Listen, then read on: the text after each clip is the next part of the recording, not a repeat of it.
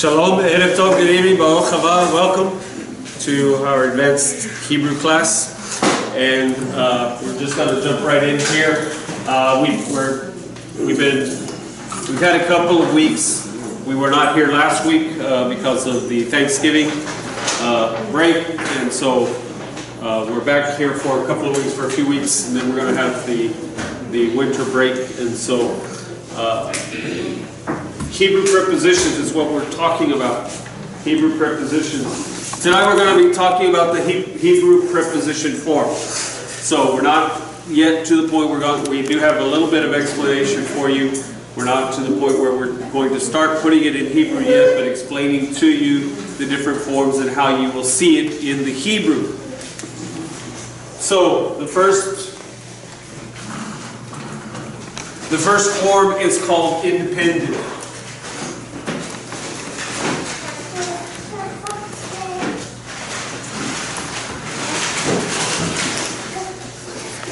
Independent. And basically,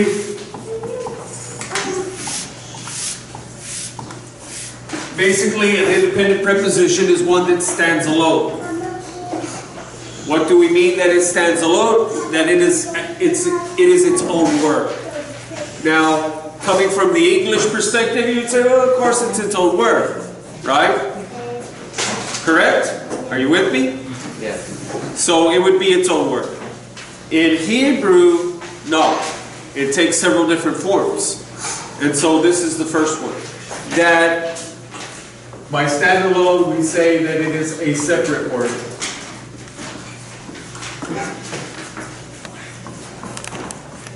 And by that saying that in Hebrew,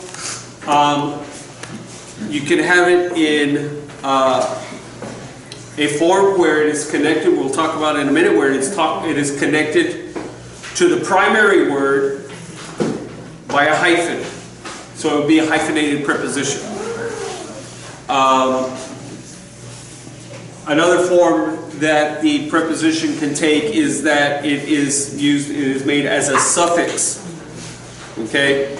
So, and oftentimes this would be where you would see in a transliteration, you would see like L, apostrophe, M, whatever the word might be. Okay? So that would mean to something.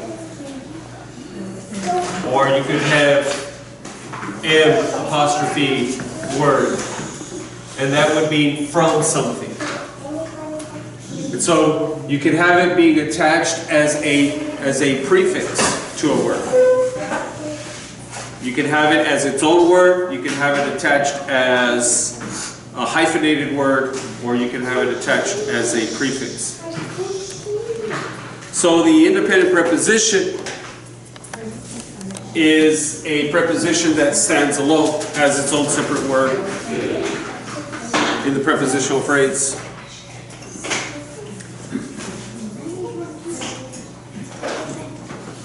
A preposition, so the sub under this, which we were just talking about, a sub under this would be called a makef in Hebrew. A makef. And makef, this is the hyphenated. This uses a hyphen. So, yes? So that was not an example of an independent. This is not an independent. This is actually a dependent, which we're going to talk about in just a moment. An independent would be, for example, the word for from is min. So min can act as an independent. It can act as a makef. Or you simply put the mem as a suffix, and that is also. So this word can actually, it's a unique word that it can actually be used in multiple ways. Yes. So from Torah, min Torah. So You could write the makef like this. Makef would be written and transliterated, of course. Min Torah. Out of, from Torah.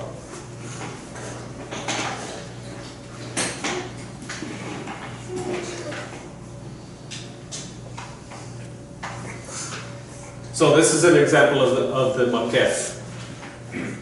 So it would actually be written in Hebrew.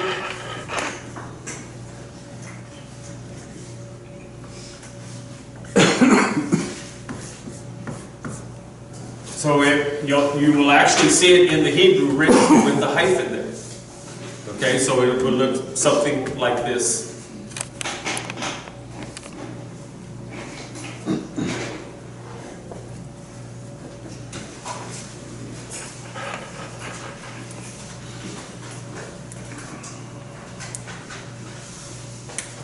So this helps your vocabulary a little bit as well, because the word makef means hyphen. So a makef preposition would be a preposition that works with a hyphen.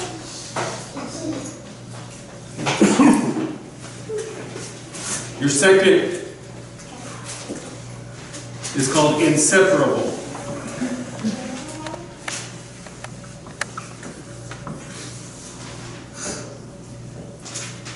Inseparable.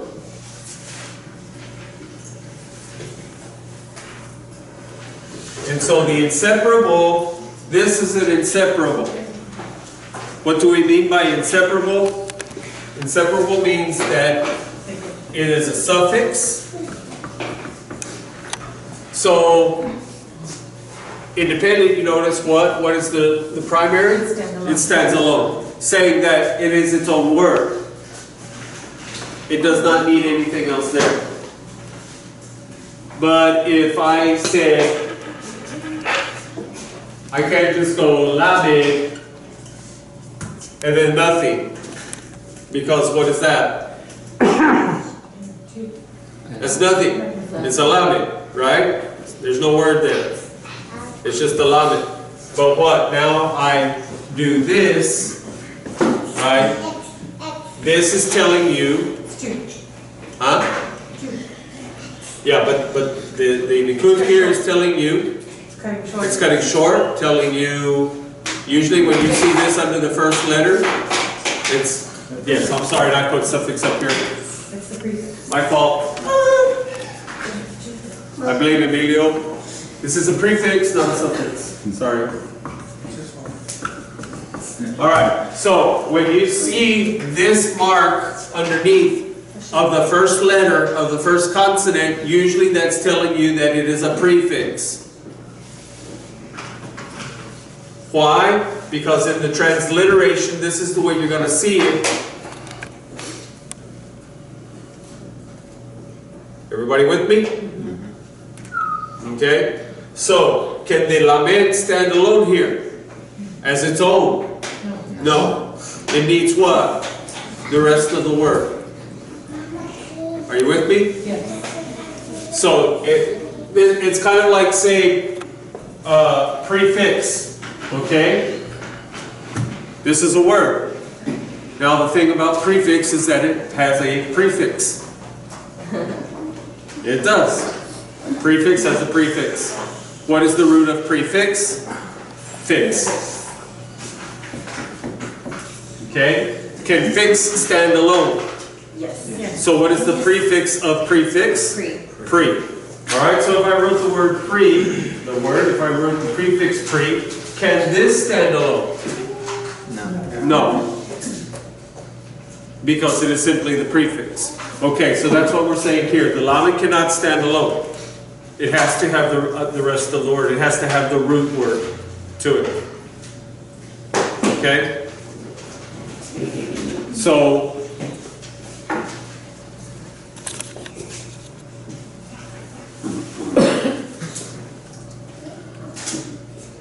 cannot stand alone.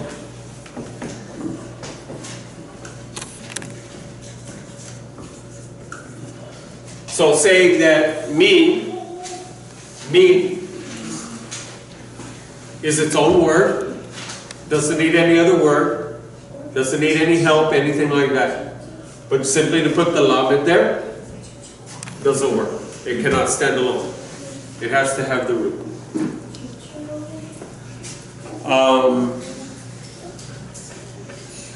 Now, with the inseparables, it's going to change the vowel structure. Okay, so you have the root vowels, the vowels of the root word. Okay, but just like we learned with the pronomials and different things like that, the vowel structure changes. Okay, so that this sometimes becomes this, or sometimes becomes this. Okay, so the vowel structures are going to change, and we get more into that as we go along. So these are the rules of the inseparable. The third form is mean.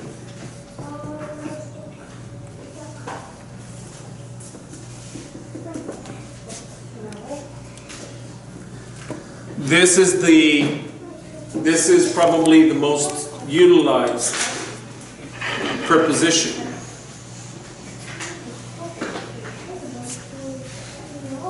Because it can do a lot of things, this word mean. It's used for a lot of things.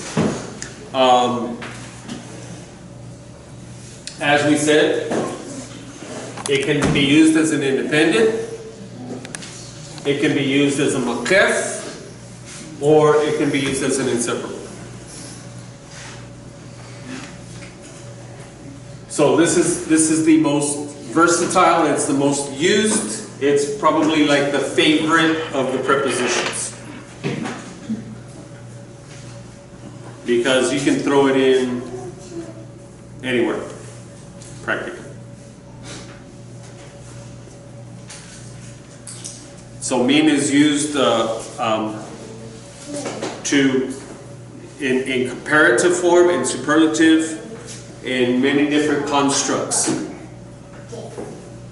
So this preposition is very versatile.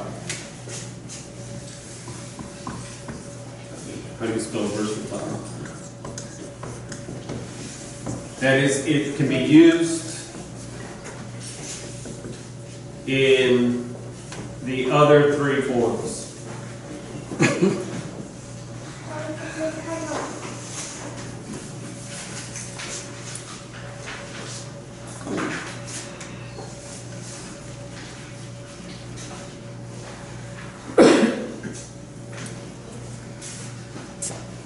Now, what we're going to do week by week is we're going to go through each of these and demonstrate for you those kinds of things. We'll go through the independents, we'll go through makefs, we'll go through inseparables, we'll go through mean, and so we'll take each of these by week and demonstrate so that we can understand how these prepositions are working. How this helps you is when you're reading Hebrew, for example, when you're reading the Brachot, when you're reading the Torah, and you come to one of these prepositions, you're going to recognize it. You're going to say, hey, that's a preposition. And when you do, give yourself a pat on the back. Congratulations, because you've just advanced some in advanced Hebrew. All right? You've made some progress. And this is actually something that I want to challenge you to do. I know that in the liturgy service on Shabbat, Boker Shabbat, the morning service, I know that for now we're just using the transliteration, the English transliteration. But you can still recognize the forms, believe it or not. And if you familiarize yourself with the Hebrew, with the actual Hebrew, you start seeing the words, you start understanding. Okay? So, what does that mean on your part? See, I can stand up here and throw information at you all day long. If you don't take that information and put it into practice, what good is it? The truth of the matter is you don't even remember it unless you put it into practice. Okay? Well, what does that mean? It's not that difficult. Where the difficulty lies is you and your will. That's the difficulty. Why? Because it means actually sitting down. How many of you remember, I learned how to read in first grade. Some of you started learning how to read in kinder, pre-K maybe, I don't know. I don't know what they teach because we didn't have kinder and pre-K back when I was in school. School started at first grade. Now, I knew mostly my alphabet before I got to school. And I was able to read little words before I got to school. But can you remember your first month of school? Learning how to read? Your first reading book? You remember trying to read that word there? Yeah. Teehee, that's... Can you remember learning how to read that word? I can remember in first grade, it must have been probably like the third or fourth month of school. And the teacher wrote every Monday she would write all of the vocabulary words on the board. And Monday, the first thing that we did was we copied down the vocabulary words in our big chief tablet. How many of you remember the big chief tablet and the giant pencil? And so we were supposed to take those words home and study them, because every Friday we had a spelling test. If you made 100 on your spelling test, the teacher would give you one of those little round peppermint candies. And back then we didn't get much candy, so everybody wanted to make 100. Okay? And so one day she wrote this word.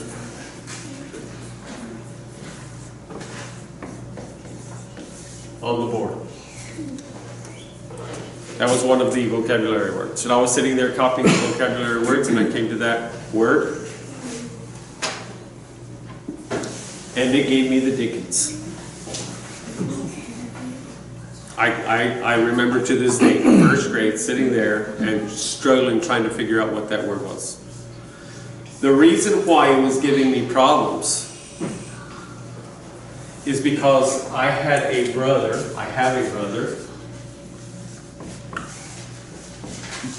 whose name is Stephen. So you drop the T and you have Stephen. Stephen? What is Stephen? I've never heard of Stephen. What word is this, Stephen? Because that's the way a 6-year-old thinks. You try to associate. Guess what? You're all 6-year-olds. Because your brain still thinks this way, by association. Okay? I was not smart enough to look and notice that all the rest of the vocabulary were also numbers!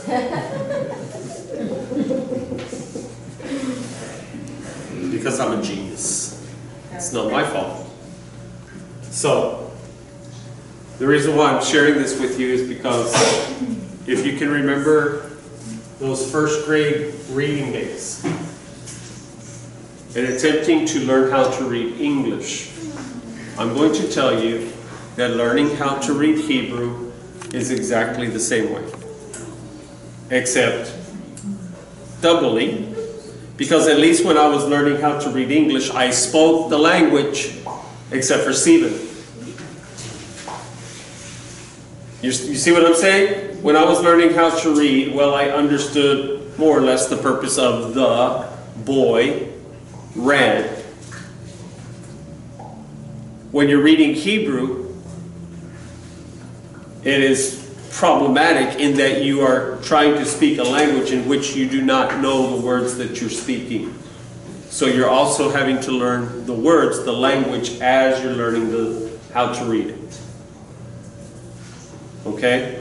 So when I was over at the synagogue, back in the 80s and 90s. You know, I'm sitting there and they started us out with a first grade Hebrew primer book, literally. And we're sitting there trying to sound out the letters just like you do. Just like our beginners classes do. And you're trying to read short sentences and get the accent right and look at the consonant and the vowel and the consonant and the vowel and trying to get it all right and keep it all together in your head. And I can tell you that as I was sitting there with the rabbi and he's gently correcting me, that I felt like I was in first grade again learning how to read. The struggle is that you're an adult now, most of you, at least in body. You're an adult now, and it's more difficult to get your brain to sit down and do something like this. Because when you were in school, you basically had to learn. You were not really given a choice there.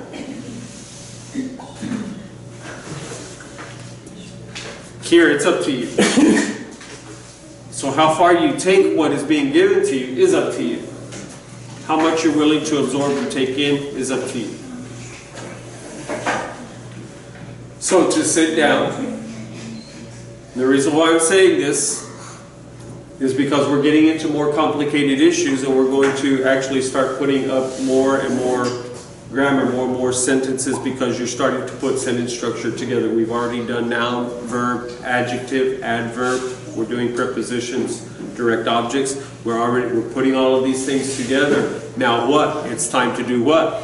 Take that information, put it to work. Start putting sentences together and making sense of it.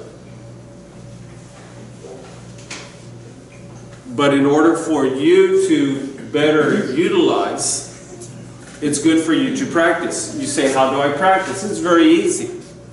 How many of you have one of these things? How many of you have one of these? You have a cell phone? How many of you use your cell phone? All the time. Do you use the internet on your cell phone? Do you have apps on your cell phone?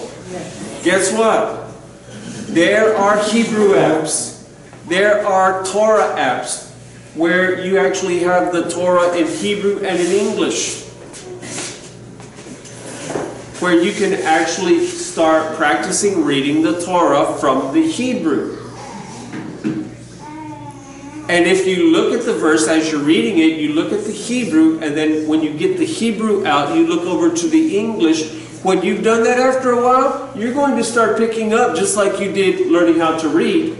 You're going to start picking up, hey, that word means that. Hey, that word means that. Hey, that word means that. You see what I'm saying? Everybody with me? Yes. So what I'm saying is that to do this and not practice really doesn't do us any good. You have to be willing to go home and sit down on your sofa, turn everything off for a while, and just read a little bit of Hebrew. And even if you just do it for a little bit a day, 10, 15 minutes. Struggle with it a little bit. When your eyes start crossing and your brain starts exploding and those kinds of things, put it down. Go do something else. But it is necessary for us to try, because we're going to start applying these things. In fact, we already have some, right? And even in the liturgy, even though it's a transliteration, many of you are beginning to pick up word forms because you've been learning some things. And so you've been practicing and you've been reading and studying, and so you're starting to put things together. You're starting, 1 and 1 actually makes 2. Okay? So, saying that, the fourth is called compound.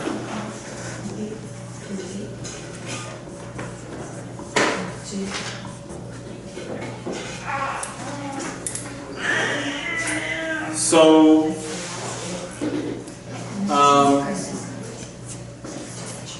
how many of you remember your health class? Abby remembers the health class. You remember your health class? Yeah, I do. Okay, so do you remember studying about broken bones in your health class? Yes, I'm studying that right now. Okay, so you have 3 types of fractures. Do you remember what the 3 types of fractures are? Compound. Very good. The first one is not compound. The first one, a single break, is called what? A simple fracture. Okay?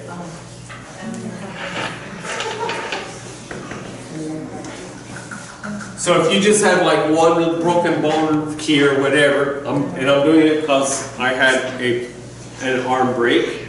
Okay? I also had an ankle break. So if you have a single bone, then it's a simple fracture.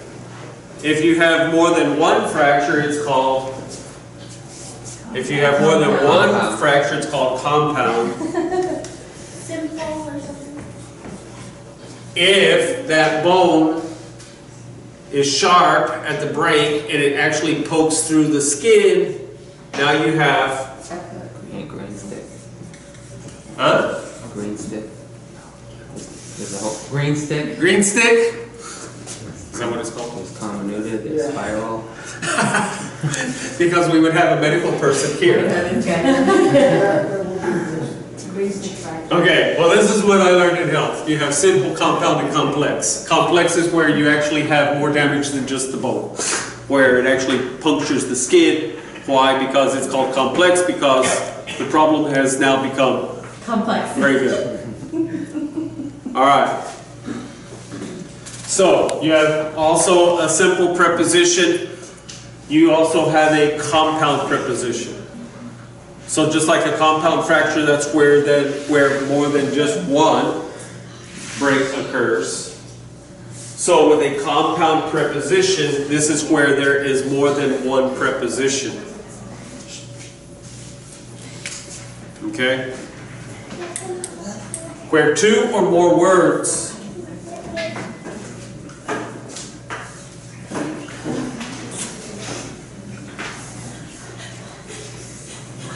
are combined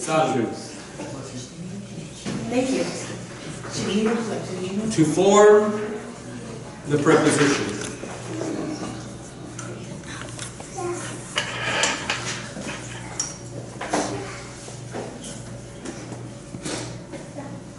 Patrick was sitting up here saying, just stick to what you know. Anyway. So you're saying that learning grammar is like breaking a bone? Yes. Probably the bone of your head. For some of us, that might be a little difficult. We're a little hard-headed. Kara agrees. All right. Just getting out of here. So, in Hebrew, some prepositions are formed by putting 2 prepositions together. Or by putting a preposition and another word, usually a noun, together. So you have a preposition plus a noun, and that in the Hebrew actually is the preposition. You say, what? Because we're talking about Hebrew, not English. So basically, the thing is this. One of the things that we need to train our mind to do, this is true of learning any language. One of the things that we need to train our mind to do is, as we're learning the language, stop thinking in English and start thinking in that language.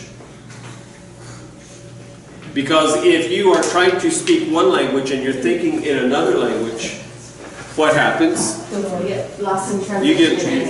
You get confused yourself in what you're trying to say. Okay?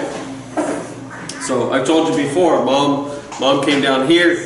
She's an English speaker. She took Latin and French in high school. And then she comes down here and she throws Spanish into the mix. She had some very interesting conversations. Okay? And sometimes the people would scratch their head of what she was saying to them. Okay? So this is true of any language. You need to stop thinking in English and try to assert yourself, try to put yourself, place yourself into the Hebrew. So that when I say Shekhinah. When I say Ben. When I say Ben Adam. You're not thinking son of man, you're thinking Ben Adam, and you're picturing Ben Adam. When I say Ben Elohim, when I say Malach, you're not thinking angel, you see Malach. When I say Melech, you're not thinking king, you see king. This is, by the way, when I'm teaching on Shabbat, when I'm teaching, I use a lot of Hebrew phrases for you. And then very quickly what? Give you the English translation of it. But I try to do that less and less with you. Why? Because you should be grasping these terms already. To help you think more in Hebrew. Okay? This is one of the problems of that people struggle with when we're translating classes from English to Spanish or what have you. Because you hear the phrase in English and you're thinking in English because I'm talking in English, and so then the translator has to put that into Spanish, and sometimes it's Not so easy. because you're still thinking in English and you have to change gears. And this is why I tell you, for me, sometimes it gets a little, it gets kind of fun in my own little brain world, because I'm thinking in Hebrew and in English and in Spanish, and trying to throw all of that into the mix. And trying to disassociate for each individual language. Okay? So, when I say things like this, when we put things like this up here, where two or more words are combined to form the preposition, and it can be two prepositions, it can be a preposition plus a noun, it can take on several different forms. Don't think of this in the English way, because in the English way, none of this counts except for this one. In English, all prepositions are what? Independent. They stand alone.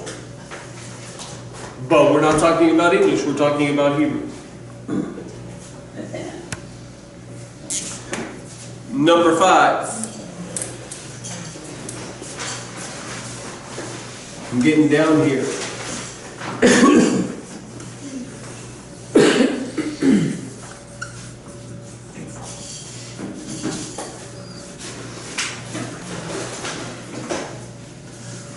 Pronomials.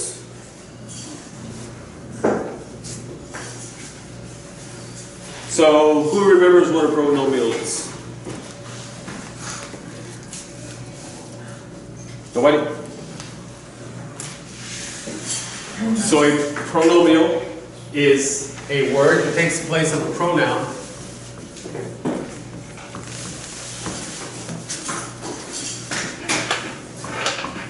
That is possessive.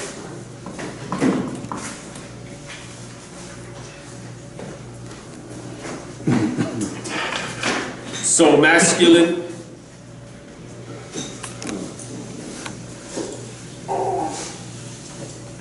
third person pronoun would be he. So let's try this again. Masculine third person pronoun is what? He. So what would be the pronomial? Pronomial is possessive, his. Very good. That's a pronomial. Pronomial meaning instead of, to take the place of. Nomen. Remember we talked about nomen means name.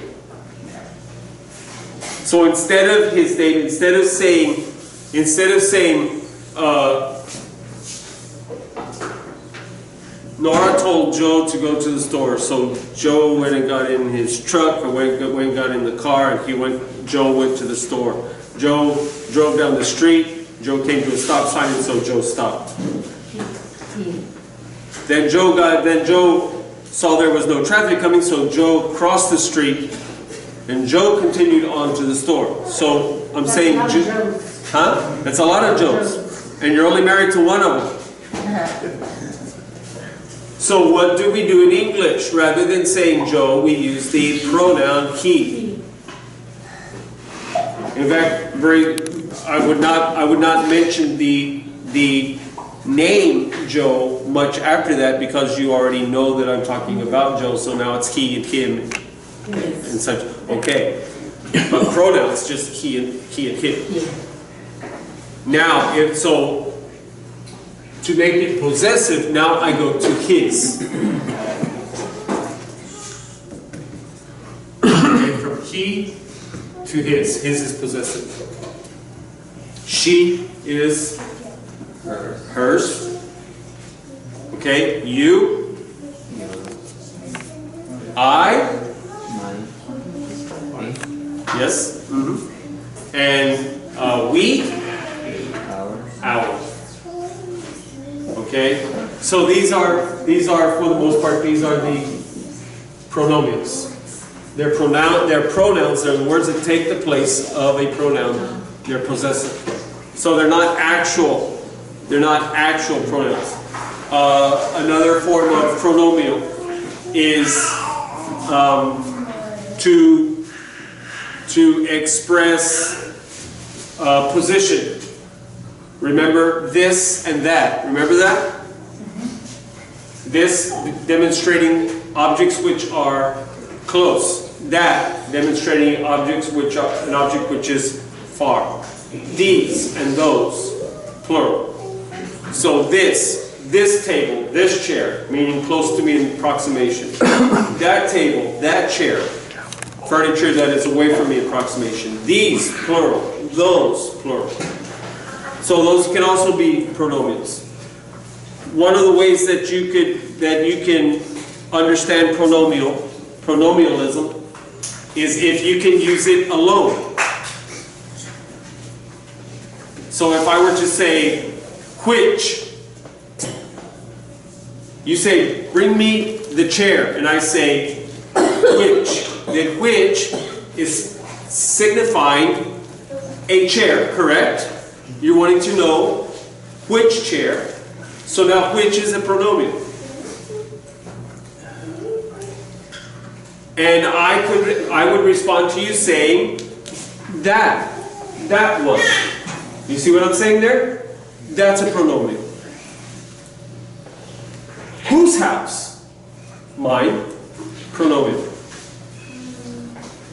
So if they're like that, if they're possessive or demonstrative, these kinds of things, they stand alone. Those are pronomials.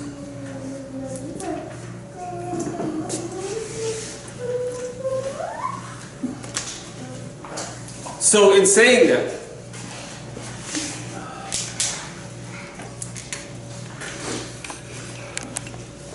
prepositions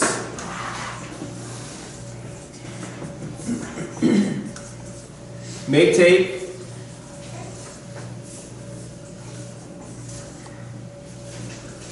pronomial. Now, do you remember in Hebrew, where does the pronomial appear in a word? So how would I say my son? At the end. Beni. Beni. So where's the pronomial? At the end. It's a suffix. Okay? So prepositions may take pronomial suffixes.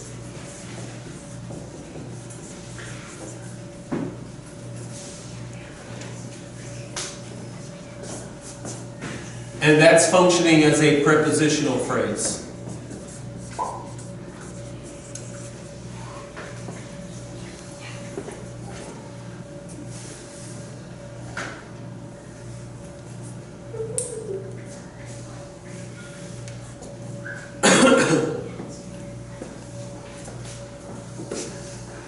Number 6. Possession.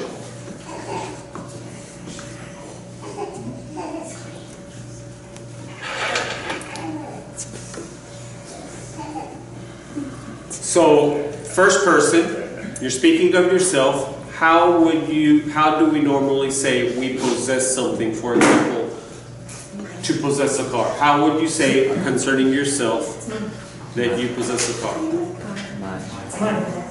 It's mine. It's mine.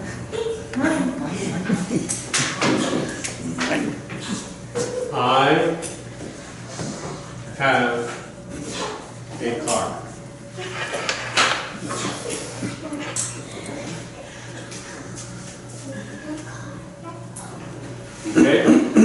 this? This is possession. You have a car. I do not have a car. So what is the possessive word? What word shows possession? Have. Have. This is the possessive word. Have.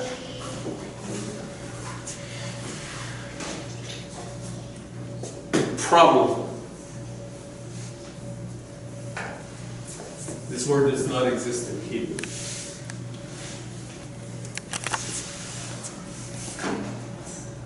This word does not exist.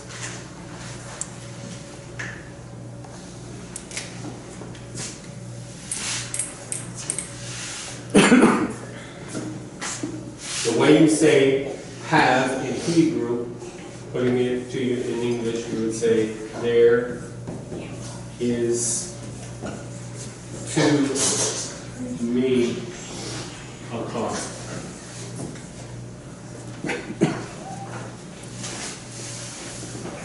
Saying what?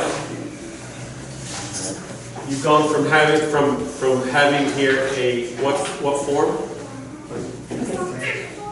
Possessive. But what in the sentence structure, what is it? Verb. This is a verb. A possessive verb, right? But it's a verb. So you've gone from verb to me. What is to? Preposition. Preposition. So you've gone from being a verb to being a prepositional phrase. The prepositional phrase is acting as the verb of the sentence.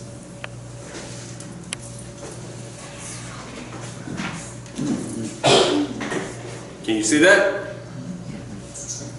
See, this is the verb. Let me take out the cross out marks. This is the verb have.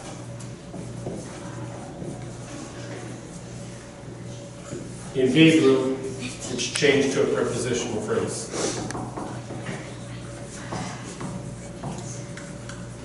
Now you see how that might complicate things a little bit trying to translate when you're making translations. But if you know that it acts this way, if you know that there is no possessive word have, then what? You have two words that are used, yesh and ein.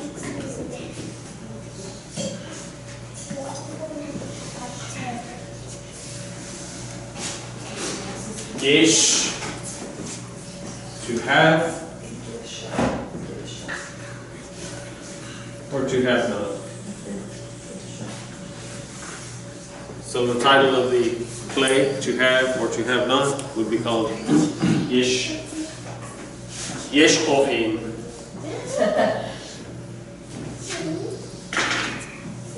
You kind of lost me. I thought you said there was no Hebrew word for have. There is not. This Hebrew word means this in English, but it is actually to be.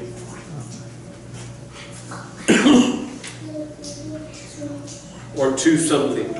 So these are actually prepositions of possession of mine or to you or what have you. And we'll get into that. So there is no translation of have. What they do to say that is they make it into to me or to you. So there to you, a car. Can now put that into a question? So then E would be like, to me not have. Yes. To you, not have a car. Or to you, no car. Keep in mind that Hebrew is not in our ears, Hebrew is not the flowing language. It's very choppy. You're taking out the verb because you wouldn't even say is there to be a car. Saying, I have a car. Okay? So, when you start translating Hebrew, in your head, when you start translating it, it's going to sound cut up to you. It's not going to sound like the flowing English that you're used to. Because it is as we taught in the beginners class, it is a very concrete language. And so it doesn't have the colorful throwing around of abstract terms that we do in English.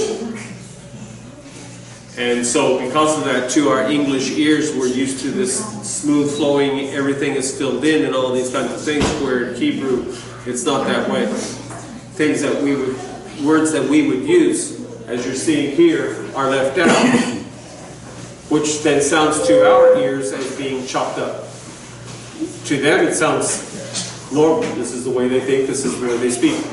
But to our ears it sounds, but this is the truth in any language. Okay? This is why when you try to translate something, right? Try to translate a joke from Spanish into English. And what?